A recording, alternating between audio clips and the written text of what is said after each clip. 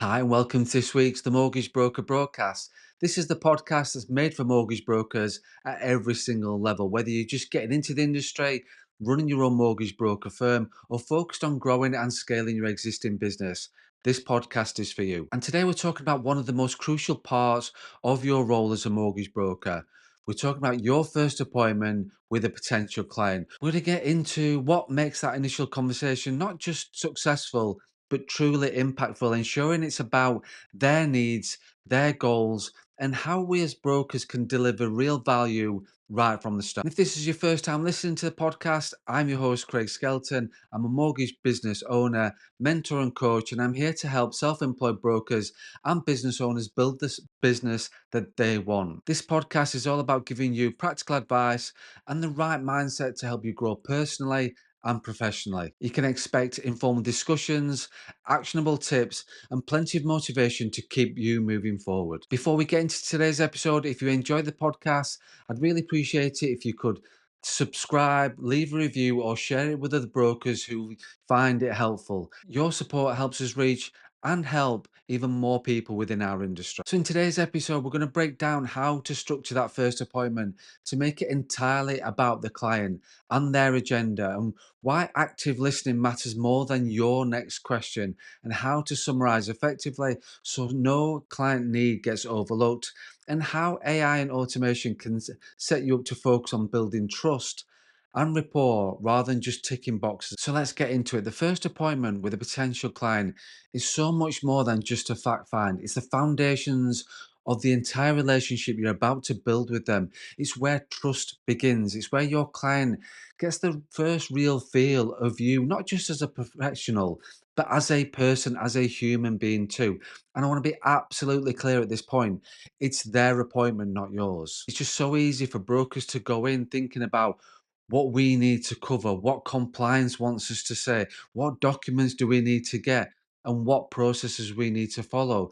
But the most important part of this first appointment is it's about understanding what they want out of it. What are their worries? What are they hoping for? What does success look like for them? And that's the first key point you've got to remember. It's their agenda, not yours. When you sit down, whether that's Zoom, Teams, face to face, or even a phone call, the first thing you need to remember is that this is their appointment. This appointment is all about them. So instead of jumping into your script or your processes or your fact find, you need to start by asking the simplest question at the beginning.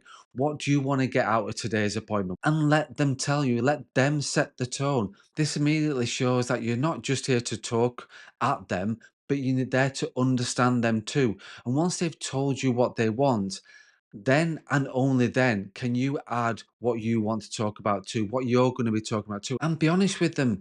Thanks for sharing that. I'm also going to be talking about this today, if that works for you too. But let's make sure that we cover everything that's important to you first. It's okay to say that to clients. It's more of a partnership approach, and it puts the client at the heart of the process and instantly builds trust. So the second point is listen, just don't focus on what you want to say next. And that's what happens when brokers are thinking about, especially when you're first starting out, especially when you're new and you've not got this your first appointment as part of a habit yet. You're going to be you're going to ask a question, then you're going to be focusing on what you're going to be saying next, which is totally the wrong way of doing it. You need to focus on them and what you've got to listen. Don't just focus on what you want to say. And there's a real skill. There's a real skill in active listening. We're all guilty of sometimes waiting for our turn to speak or thinking ahead to the next box we need to tick. But if you're too focused on what question comes next, you're not really listening.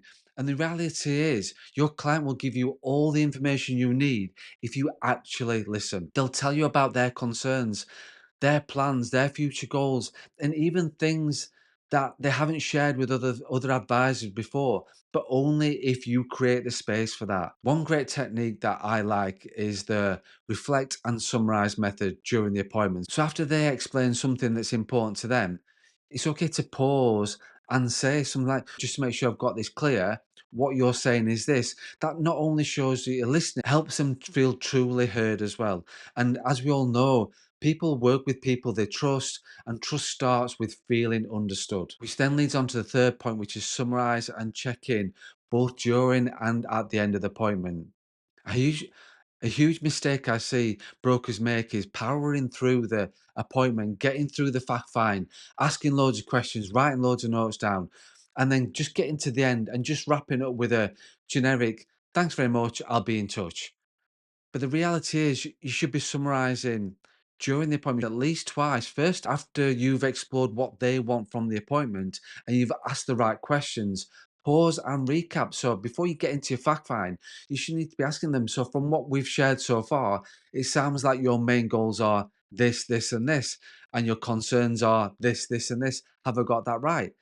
Then at the end of the appointment, after you've done your fact find, summarize the entire session. So, okay, today we've covered this, this, and this. We've agreed I'm going to be doing this now, and you're going to be providing. So, from what you've shared so far, it sounds like your main goals are this, this, and this, and your concerns are this and this. Have I got it right?